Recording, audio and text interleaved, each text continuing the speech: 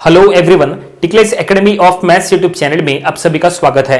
आज के वीडियो में मैट्रिसेस ये यूनिट को हम आगे बढ़ाएंगे और आज हम इसमें inverse of a matrix bye partition method का 5th प्रॉब्लम सॉल्व करेंगे।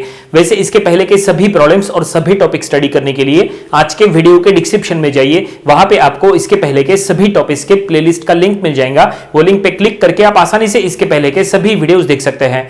तो चलिए आज का लेक्चर स्टार्ट करते हैं। आज हमें inverse of a matrix bye partition method का 5th प्रॉब्लम सॉल्व करना है।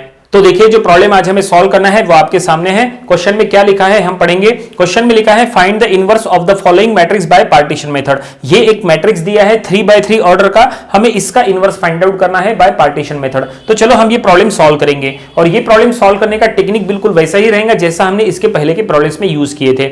इट मींस हम जो फॉर्मूलेज का यूज करेंगे वो ये फॉर्मूलेज है। देखो, इसके पहले के हर एक प्रॉब्लम में हमने यही फॉर्मूलेज, हमने यही फॉर्मेट का यूज किया है। हमें अगर कोई भी मैट्रिक्स का इनवर्स फाइंड आउट करना है तो देखो, गिवन मैट्रिक्स को ए मैट्रिक्स कहते हैं और ये मैट्रिक्स ऐसा ये PQRS के फॉर्म में दिया होता है। फिर हमें उसमें पार्टीशन करना होता है और पार्टीशन करने के बाद हमें ए इनवर्स फाइंड आउट करना होता है। तो देखो, इनवर्स मैट्रिक्स को A inverse X Y Z W ऐसे उसके एलिमेंट्स होते हैं। और पार्टीशन करते समय आपको हमेशा एक बात का ध्यान रखना है कि P का जो डिटरमिनेंट है वो नॉन जीरो होना चाहिए। तो देखो, हमने यहां कंडीशन लिखा है where mod of P must be not equal to zero. अगर ये कंडीशन सेटिस्फाइड है तो ही समझ लो आपका जो पार्टीशन है वो सक्सेसफुल है, नहीं तो आपको पार्टीशन चेंज करना पड़ेगा। और फिर जो इनवर्स मैट्रिक्स बनेगा उसके एलिमेंट्स रहेंगे एक्स वाई जेड डब्ल्यू, ठीक है। और ये X Y Z W find out करने का फार्मूला देखो, फार्मूलेज यहां पे लिखे हैं। एक्स फाइंड आउट करने का ये वाई, ये जेड और ये डब्ल्यू। तो इस तरह के फार्मूलेज का यूज करके आप आसानी से सॉल्व कर सकते हैं। तो ये फार्मूलेज अगर आपके पास नहीं लेके हैं तो आप अभी के अभी नोटपैड में लिख के रखो। तो चलो हम यहां पे अब ये प्रॉब्लम हम सॉल्व करेंगे बाय दिस फॉर्मेट। देखो, ये फॉर्मेट आपके सामने है, फार्मूलेज आपके सामने है, बस हमें उसी का यूज करना है। सबसे पहले हम एक काम करेंगे, ये जो गिवन मैट्रिक्स है, ये गिवन मैट्रिक्स को हम ए मैट्रिक्स कहेंगे। तो हम यहां पे लिखेंगे given A matrix, that is क्या दिया है 3x3 ऑर्डर का है, उसके एलिमेंट्स है 1 1 4 देन 1 1 0 और देन है 2 3 4। ऐसे गिवन मैट्रिक्स के एलिमेंट्स हैं, 3x3 इसका ऑर्डर है। और अब हमें यहां पे पार्टीशन करना है। तो चलो देखते हैं पार्टीशन कैसे करेंगे। तो पार्टीशन हम एक काम करते हैं, इसको यहां से ऐसे पार्टीशन करते हैं। देखिए, ये हमने पार्टीशन कर लिए। हमने पार्टीशन करने के बाद यहां पे PQRS बन गया। ये देखिए, ये है P, यह है Q, यह है R और यह है S, PQRS। तो हमें क्या करना है, हमें यह कंडीशन सेटिस्फाइड हो रही कि नहीं वो हमें चेक करना है। Mod of P not equal to zero. अगर यह कंडीशन सेटिस्फाइड होती है तो हमारा जो पार्टीशन है वो सक्सेसफुल है, और अगर वो कंडीशन सेटिस्फाइड नहीं हो रही है तो फिर हमें यह पार्टीशन चेंज करना पड़ेगा। तो चलो देखते हैं यहां पे मॉड ऑफ P क्या आता है। P के क्या एलिमेंट्स है, ये देखिए 1 1 1 1, ये P के एलिमेंट्स है। तो हमें इसका डिटरमिनेंट लेना पड़ेगा। 1 1 1 1 का डिटरमिनेंट क्या होगा, देखिए क्रॉस मल्टीप्लिकेशन करो, 1 - 1 ये 0 हो जाएगा। इट मींस जो कंडीशन है mod of P not equal to zero, ये यहां पे सेटिस्फाइड नहीं हो रही है। मॉड ऑफ P तो जीरो आ रहा है, इसका मतलब ये है कि जो हमने पार्टीशन किए वो गलत है, हम ये पार्टीशन लेके सॉल्व नहीं कर सकते, ठीक है। तो हमें पार्टीशन चेंज करना पड़ेगा। तो अगर हमें पार्टीशन चेंज करना है तो पार्टीशन क्या लेंगे, तो चलो एक काम करते हैं, पार्टीशन कुछ अलग लेते हैं। तो अगर हमें पार्टीशन लेना है तो दूसरे तरह से लेंगे, कुछ ऐसा लो कि mod of P not equal to zero हो जाए। तो चलो हम यहां से पार्टीशन कर लेते हैं। देखो, हमने यहां से पार्टीशन कर लिए, ये हमने पार्टीशन कर लिए। ये P है, ये Q है, ये R है, ये S है। और P में क्या है, सिर्फ एक ही एलिमेंट है, क्या है 1 है, और वो नॉट इक्वल टू जीरो है। इसका मतलब ये जो पार्टीशन है ये सक्सेसफुल है, हम ये पार्टीशन लेके सॉल्व कर सकते हैं। तो चलो अब हम इसको सॉल्व करेंगे। लेकिन ऐसे पार्टीशन लेके सॉल्व करना कैसे, ये हमने ऑलरेडी इसके पहले के वीडियोस में बताए थे। इसके पहले ऑलरेडी ऐसा 3x3 का मैट्रिक्स कुछ था, उसमें भी ऐसा ही जीरो हो रहा था। तो हमने ऐसे पार्टीशन लेके प्रॉब्लम को पूरा सॉल्व किए थे। लेकिन आज हम ऐसा नहीं करेंगे, आज हम ये पार्टीशन लेके सॉल्व नहीं करेंगे। आज हम आपको रो एक्सचेंज करके सॉल्व कैसे करना वो बताएंगे। इसके पहले हमने रो एक्सचेंज करके सॉल्व कैसे करना वो नहीं बताए थे, हमने उसमें ये पार्टीशन लेके सॉल्व करा के दिए थे। लेकिन आज हम आपको रो एक्सचेंज करके सॉल्व करके बताते हैं। तो चलो देखते हैं रो एक्सचेंज करके सॉल्व करने से क्या होता है। आंसर बिल्कुल सेम ही आएगा, आप कोई भी मेथड से सॉल्व करो। अगर आपको पार्टीशन जो हमने कहा था वही पार्टीशन लेके चलना है तो आप चल सकते हैं, या तो आप रो एक्सचेंज करके सॉल्व कर सकते हैं। लेकिन एक मोस्ट इंपॉर्टेंट पॉइंट है जो आपको पता होना चाहिए, वो ये है कि अगर आप प्रॉब्लम के स्टार्टिंग में रो का पोजीशन एक्सचेंज करेंगे तो आपको प्रॉब्लम के एंडिंग में कॉलम का पोजीशन एक्सचेंज करना पड़ेगा। ये सबसे इंपॉर्टेंट है। नंबर ऑफ स्टूडेंट्स ये पॉइंट का यूज नहीं करते हैं और लास्ट में उनको फुल मार्क्स नहीं मिलते। वो इसीलिए क्योंकि वो लास्ट में कॉलम का पोजीशन एक्सचेंज करना भूल जाते हैं। तो ऐसा नहीं करना है।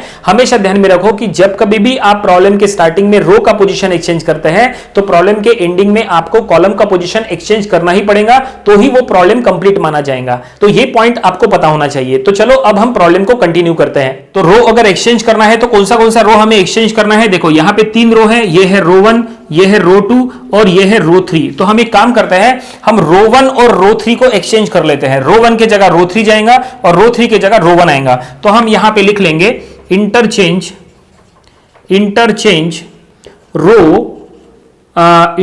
रो R1 एंड R3। R1 और R3 को हमें इंटरचेंज करना है। तो चलो देखते हैं R1 R3 को इंटरचेंज करने के बाद नया मैट्रिक्स क्या बनता है। तो देखो न्यू जो मैट्रिक्स है वो हम यहां पे बनाएंगे। न्यू मैट्रिक्स यहां पे जो बन रहा है, थर्ड रो जो है वो फर्स्ट रो के जगह आएगा। तो यहां पे गया 2 3 4, ठीक है। सेकंड रो जो है वो वही का वही रहेगा 1 1 0 और जो फर्स्ट रो है वो थर्ड प्लेस पे जा रहा है। तो ये थर्ड प्लेस पे गया, दैट इज 1 1 4। देखिए ये हमने यहां पे न्यू मैट्रिक्स बना लिए। हमने क्या किए, फर्स्ट और थर्ड रो में हमने यहां पे पोजीशन एक्सचेंज कर लिए। तो ये ऐसा मैट्रिक्स बन गया और अब हमें यहां पे पार्टीशन करना है। तो चलो देखते हैं कि अब इसमें अगर हम पार्टीशन करेंगे तो यहां पे क्या होता है। देखो हम यहां पे पार्टीशन करेंगे तो बिल्कुल हमने जैसे पहला जो हमने पार्टीशन का स्टाइल बताए थे, हम बिल्कुल वही स्टाइल से यहां पे पार्टीशन करेंगे और यहां पे mod of p not equal to 0 ये कंडीशन सेटिस्फाइड भी हो जाएंगी। देखो हमने पार्टीशन कर लिए और पार्टीशन करने के बाद यहां पे PQRS मिल गया। ये है P मैट्रिक्स, ये Q, ये R और ये S। और ये P मैट्रिक्स का अगर आप डिटरमिनेंट लेंगे तो वो नॉट इक्वल टू 0 होता है। तो यहां पे हम लिख लेते हैं that is P matrix equals to, सबसे पहले जस्ट अ मिनट, सबसे पहले हमें यहां पे लिखना पड़ेगा पार्टीशन करने के बाद कि A इक्वल्स टू ये जो हमने पार्टीशन किए हैं ये क्या है। तो ये है P, देन ये है Q, देन ये है R और ये है S। ये हमें यहां पे ऐसा मेंशन करना होता है और फिर हमें PQRS मेंशन करना पड़ेगा। PQRS के सभी एलिमेंट जो है वो हमें मेंशन करना पड़ेगा। ऐसा हमने पार्टीशन किए, ये हमने बता दिए। ये P है तो हम लिखेंगे वेयर, यहां पे हमें वेयर करके मेंशन करना पड़ेगा P क्या है। तो P एक 2 by 2 का मैट्रिक्स है, 2 3 1 1 उसके एलिमेंट्स हैं। तो हम यहां पे लिख लेंगे दैट इज 2 3 1 1 P। और अब Q हम लिखेंगे, Q क्या है, एक कॉलम मैट्रिक्स है, 4 0 ऐसे एलिमेंट्स हैं। देन R क्या है, R जो है वो एक रो मैट्रिक्स है जिसमें 1 1 ऐसे एलिमेंट है। और S क्या है, S में एक ही एलिमेंट है जो कि 4 है, ठीक है। तो फाइनली ये हमने PQRS को यहां पे मेंशन कर लिए और अब ये PQRS में सबसे पहले मॉड ऑफ P का डिटरमिनेंट हमें चेक करना है। तो हम यहां पे वो भी चेक कर लेते हैं कि mod of P not equal to 0 होता है कि नहीं। तो देखो हम यहां पे P का मॉड आपको बता रहे हैं 2 3 1 1 उसके एलिमेंट्स हैं। इसका डिटरमिनेंट लो, तो ये डिटरमिनेंट को सॉल्व करेंगे तो क्रॉस मल्टीप्लीकेशन करो, 2 - 3 तो ये कितना हो जाएगा, ये हो गया -1। It means mod of P हमें मिल गया है -1 जो कि एक नॉन जीरो नंबर है। इट मींस ये जो पार्टीशन है ये बिल्कुल सक्सेसफुल है। और अगर ये पार्टीशन सक्सेसफुल है तो अब हम यहां पे अब सॉल्व करना शुरू करते हैं और x y z w t ये सब कुछ अब हम यहां पे फाइंड आउट करेंगे, सॉल्व करेंगे। तो उसके लिए हमें सबसे पहले क्या करना है, सबसे पहले P इनवर्स फाइंड आउट करना है। देखो पहला फार्मूला क्या है, पहले फार्मूले के अकॉर्डिंग T फाइंड आउट करना है और फार्मूला है R इंटू P इनवर्स। तो P मैट्रिक्स तो है हमारे पास, P इनवर्स नहीं है, तो चलो P इनवर्स फाइंड आउट कर लेते हैं। तो P इनवर्स फाइंड आउट करने के लिए हमें फार्मूला पता होना चाहिए। फार्मूला क्या है, adjoint of P divided by mod of P। ये है that is P inverse find out करने का फार्मूला। ये हम एडजॉइंट मेथड से फाइंड आउट कर रहे हैं, that is P inverse adjoint of P divide by mod of P। तो मॉड ऑफ P तो है हमारे पास -1, लेकिन एडजॉइंट ऑफ P नहीं है, तो ये भी हम यहां पे फाइंड आउट कर लेंगे। Adjoint of P find out करना काफी आसान है। ये जो P मैट्रिक्स है इसके डायगोनल एलिमेंट्स का जो पोजीशन है वो एक्सचेंज करो और नॉन डायगोनल जो एलिमेंट्स है उसका साइन चेंज करो। तो ये क्या होगा, तो ये कुछ ऐसा होगा। देखिए डायगोनल एलिमेंट्स का पोजीशन हमें एक्सचेंज करना है, तो ये हो जाएगा 1 2 और नॉन डायगोनल एलिमेंट्स का जो साइन है वो हमें चेंज करना है। तो ये देखिए ये एडजॉइंट ऑफ P निकल गया, ठीक है। और divide by mod of P, mod of P मतलब -1 है, तो ये हमने -1 लिख दिए। और अब ये माइनस से अंदर मल्टीप्लाई कर लो, तो माइनस से अंदर मल्टीप्लाई करने के बाद P इनवर्स हमें फाइनली यहां मिल जाएगा -1 3 1 और -2। तो फाइनली हमने क्या फाइंड आउट कर लिए, हमने यहां P फाइंड आउट कर लिए। इट मींस हमें यहां पे जो यूज करना है P इनवर्स वो हमने यहां निकाल लिए। और अब हम फाइनली प्रॉब्लम में फर्स्ट जो फार्मूला हमने लिखा है वो हम सॉल्व करेंगे। हमें क्या फाइंड आउट करना है, पहले T फाइंड आउट करना है। तो चलो अब हम ये T फाइंड आउट करना शुरू करते हैं। तो सबसे पहले हम एक काम कर लेते हैं, ये जो कुछ भी डाटा हमने यहां पे लिखा है उसमें हमें यहां पे इंपॉर्टेंट क्या है, हमें P क्यू आर और एस, ये डाटा जो है वो हम यहां लिख लेते हैं। तो देखिए क्वेश्चन को हमने मिटा दिए हैं और ये जो डाटा हमें रिक्वायर्ड है वो हमने यहां पे लिख दिया है P, P inverse Q R और एस। और अब हम यहां बीच में सॉल्व करेंगे, ये मिटाना पड़ेगा। और यहां पे सबसे इंपॉर्टेंट क्या है, सबसे important P inverse find out करना है adjoint of P bye mod of P, ये फार्मूले से। अगर आपको एडजॉइंट फाइंड आउट करना नहीं आता तो एडजॉइंट कैसे फाइंड आउट करना, उसके ऊपर हमने ऑलरेडी इसके पहले स्पेशल वीडियोस बनाए थे, वो वीडियोस आप देख लीजिएगा। एडजॉइंट फाइंड आउट करने का पूरा कॉन्सेप्ट आपका क्लियर हो जाएगा। तो चलो अब हम यहां पे सबसे पहले ये पहला जो टी है वो हम फाइंड आउट करेंगे। तो हम यहां पे लिखेंगे फर्स्ट जो फाइंड आउट करना है, क्या फाइंड आउट करना है, टी, और फार्मूला है that is R into P inverse. ठीक है, आर इंटू पी इनवर्स। तो आर मैट्रिक्स ये है और पी इनवर्स मैट्रिक्स ये है। तो हम यहां पे लिखेंगे आर मैट्रिक्स जो कि है 1 1 और पी इनवर्स का मैट्रिक्स है जो कि 2/2 ऑर्डर का है, -1 3 1 और -2। तो यहां पे हमें मैट्रिक्स मल्टीप्लिकेशन करना है। मैट्रिक्स मल्टीप्लिकेशन का रूल ऐसा है कि पहले मैट्रिक्स के रो में जितने एलिमेंट हैं, सेकंड मैट्रिक्स के कॉलम में भी उतने ही एलिमेंट्स होना चाहिए। पहले मैट्रिक्स के रो में 2 एलिमेंट्स हैं और सेकंड मैट्रिक्स के कॉलम में भी 2 एलिमेंट्स है, इट मींस मैट्रिक्स मल्टीप्लिकेशन हो सकता है। तो मैट्रिक्स मल्टीप्लिकेशन करना है तो हम यहां पे करेंगे रो इंटू कॉलम करेंगे। तो ये हम रफ में आपको साइड में कैलकुलेशन बताएंगे ताकि आपको समझने में आसानी हो। 1 इंटू -1 तो ये -1, 1 इंटू 1 तो ये हो गया +1। तो -1 + 1 कितना 0, तो इसके एलिमेंट्स हो गए दैट इज 0। और then rho into second column करना है तो ये 1 इंटू 3 तो ये हो गया 3, 1 इंटू -2 तो ये -2, तो ये कितना रहेगा 3 - 2 माने 1। तो फाइनली हमने टी फाइंड आउट कर लिए, कितना 0 और -1। जो कुछ भी हम यहाँ पे फाइंड आउट कर रहे हैं वो हम साइड में यहाँ पे रिजल्ट में लिखते जाएंगे। टी हमने क्या निकाले, 0 और 1 ये हमने निकाले। ओके, और अब टी होने के बाद हमें क्या निकालना है, डब्ल्यू निकालना है। तो चलो डब्ल्यू फाइंड आउट करेंगे। डब्ल्यू फाइंड आउट करने का फार्मूला आपके सामने है। तो second bit W find out करने का फार्मूला है दैट इज ब्रैकेट में है S माइनस टी क्यू और फिर ब्रैकेट के बाहर दैट इज इनवर्स। हमें इनवर्स करना है पूरा होने के बाद। ओके, तो S मतलब क्या है, S मतलब ये देखिए S हमने जो यहां पे लिखे थे, S माने 4 है तो करली ब्रैकेट में लिखेंगे ये 4 माइनस टी क्यू। T मतलब क्या है, तो T हमने ये जो सॉल्व किए थे वो हम लिखेंगे 0 1। और Q मतलब क्या है, ये जो गिवन डाटा में हमने लिखे थे दैट इज 4 0 ऐसा। तो ये कॉलम मैट्रिक्स है 4 0 और अब ये कर्ली ब्रैकेट और बाहर में इनवर्स। तो चलो हम यहां पे करेंगे ये सॉल्व। तो ये 4 माइनस ये क्या है, देखो 0 इंटू 4। चलो रफ कैलकुलेशन बताते ताकि समझने में आसानी हो। तो ये हो गया 0 इंटू 4 0, 1 इंटू 0 तो ये भी हो गया 0, 0 प्लस 0 0। तो फाइनली ये जो मैट्रिक्स है ये मल्टीप्लीकेशन का आंसर 0 है और अब बाहर में इनवर्स। ठीक है, तो यहां 4 - 0 माने 4 और 4 का इनवर्स करेंगे तो ये हो गया 1/4। तो फाइनली हमें डब्ल्यू मिल गया, क्या मिल गया, W 1/4। और ये जो मिला है वो हम यहां रिजल्ट में लिख के रखते हैं, W हमें मिल गया 1/4। तो हमने दो चीजें सॉल्व कर लिए और अब थर्ड हमें फाइंड आउट करना है Z जो कि है -W इंटू टी। तो चलो थर्ड हम यहां सॉल्व करेंगे। चलो यहां से स्टार्ट करेंगे। थर्ड क्या निकालना है, Z that is -W into T. तो W क्या है, W माने 1/4 है तो -1/4 हो जाएगा। और T माने क्या है, T माने ये 0 1 है तो हम लिखेंगे 0 और 1। ठीक है, और -1/4 से मल्टीप्लाई करना है तो ये हो जाएगा दैट इज पहला एलिमेंट 0 और दूसरा एलिमेंट -1/4। तो फाइनली हमने क्या बना लिए, ये हमने Z बना लिए। जो भी हमने बना लिए वो हम यहाँ रिजल्ट में लिखते हैं Z दैट इज 0 और -1/4। ठीक है, तो हमने तीनों फार्मूलेस का यूज करके हमने 3 चीजें निकाल लिए और अब बचा है Y और X। तो चलो अब Y और X फाइंड आउट करना शुरू करते हैं। Y का फार्मूला आपके सामने है। तो Y हम यहाँ पे लिखेंगे 4th बिट, हम जो सॉल्व कर रहे हैं Y।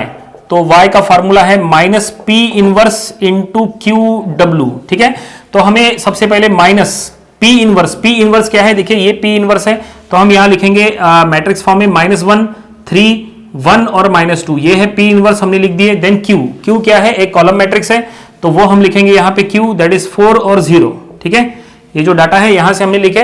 देन W क्या है, तो W हमने इसके पहले सॉल्व किए थे।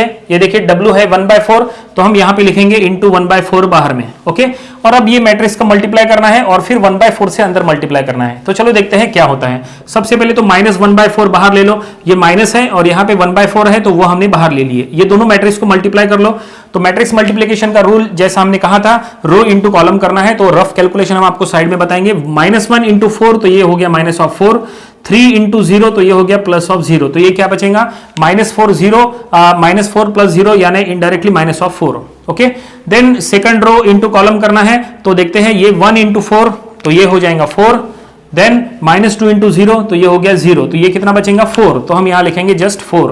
तो जस्ट अ मिनट, -4 और 4, तो ये हमने यहाँ पे लिख दिए। और ये अब -1/4 से अंदर मल्टीप्लाई करो, तो अंदर मल्टीप्लाई करने पर क्या होगा, ये हो जाएगा पहला 1 और दूसरा हो जाएगा -1। ओके, तो ये हमें क्या मिल गया, ये हमें y मिल गया। तो फाइनली हमने फोर्थ जो फार्मूला है वो हमने यूज कर लिए। और अब हम लास्ट फार्मूला यूज करेंगे। क्या निकालना है, हमें लास्ट में x निकालना है। फार्मूला आपके सामने है, तो चलो x फाइंड आउट करेंगे। y का जो रिजल्ट है वो हम यहां लिख लेंगे, y का result that is column matrix 1 और -1। और अब हमें x फाइंड आउट करना है, तो फार्मूला जो है P इनवर्स -yt। ठीक है, तो P इनवर्स मतलब ये है। ठीक है, तो हम लिखेंगे P इनवर्स यहां पे -1, 3, 1 और -2 ये ऐसे एलिमेंट्स है। ठीक है, देन -y मतलब क्या है, तो देखिए y जो हमने थोड़ी देर पहले सॉल्व किए थे 1 और -1 का कॉलम मैट्रिक्स 1 और -1, और फिर t इंटू t क्या है, तो हमने थोड़ी देर पहले सॉल्व किए थे जो कि रो मैट्रिक्स है, उसके एलिमेंट्स है 0 और 1, तो हम लिखेंगे 0 और 1। ठीक है, और अब पहले ये दोनों को मल्टीप्लाई करो, फिर इसको इसमें से सबस्ट्रैक्ट करो, तो ये हो जाएगा पहला एज इट इज रहेगा -1, 3, 1, -2, ये एज इट इज रखो। पहले इन दोनों को मल्टीप्लाई करके यहाँ पे 2/2 का मैट्रिक्स बना लो। 1 इंटू 0 तो ये हो गया 0, 1 इंटू 1 तो ये 1, -1 इंटू 0 तो ये 0, -1 इंटू 1 तो ये -1। तो इस तरह से हमने ये 2/2 का मैट्रिक्स बना लिए। और अब ये दोनों को सबस्ट्रैक्ट करना है, तो देखते हैं दोनों को सबस्ट्रैक्ट करने के बाद क्या रहेगा। -1 -0 तो ये -1, 3 -1 तो ये 2, 1 -0 तो ये 1, -2 -1 देखिए माइनस प्लस हो जाएगा, इट मींस -2 + 1 तो ये -1। तो इस तरह से हमने x बना लिए। ठीक है, ये जो x का रिजल्ट है वो हम यहां पे लिख लेते हैं, x का रिजल्ट तो -1, 2, 1 और -1, तो इस तरह से। तो फाइनली हमने सभी स्टेप्स को फॉलो कर लिया है और सभी चीजें हमने सॉल्व कर लिया है। और इसमें हमें 4 चीजें चाहिए, x, y, z, w, क्योंकि यही x, y, z, w से A इनवर्स का मैट्रिक्स बनेगा।